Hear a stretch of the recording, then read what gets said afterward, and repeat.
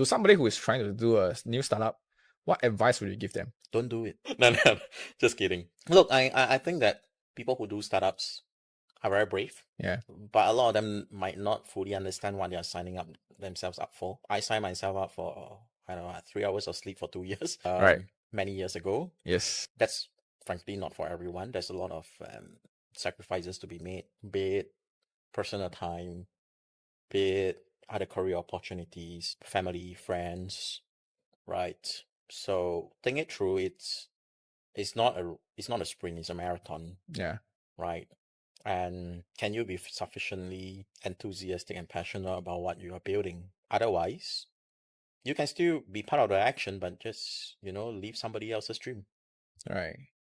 Yeah. Is there a certain profile of people that are more suitable to be a startup founder in terms of, like, let's say, should they have no worries about money, or should they be worried about money?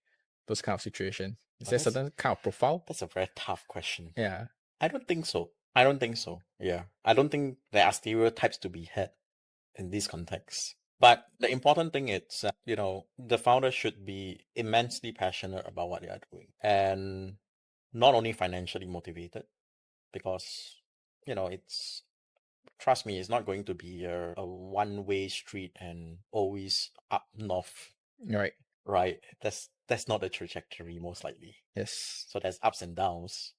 When it comes to the downs, what's going to keep you motivated, right? So if you are doing it for a cause, for a purpose, for your own passion, I think it's a lot easier. Right. So, okay, we also has always heard phrases like Singaporeans are not born entrepreneurs or risk takers. What do you think? I absolutely disagree. Right. Right.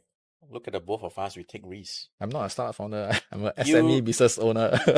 Well, you are entrepreneur no less. Yeah. Right? Like I said, the guy selling chicken rice versus Anthony from Grab.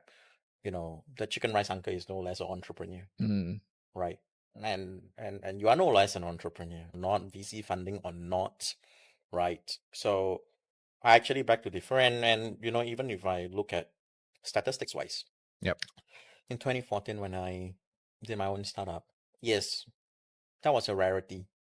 Everybody who kind of knows it, I believe at the back of their mind, they are thinking I'm crazy. Yeah, that was a startup boom period. That period of time was like That was not a boom, man. That was like there's nothing.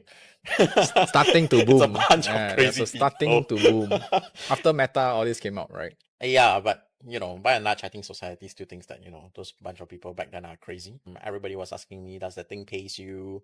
You're on track, management consulting, why do this thing, right?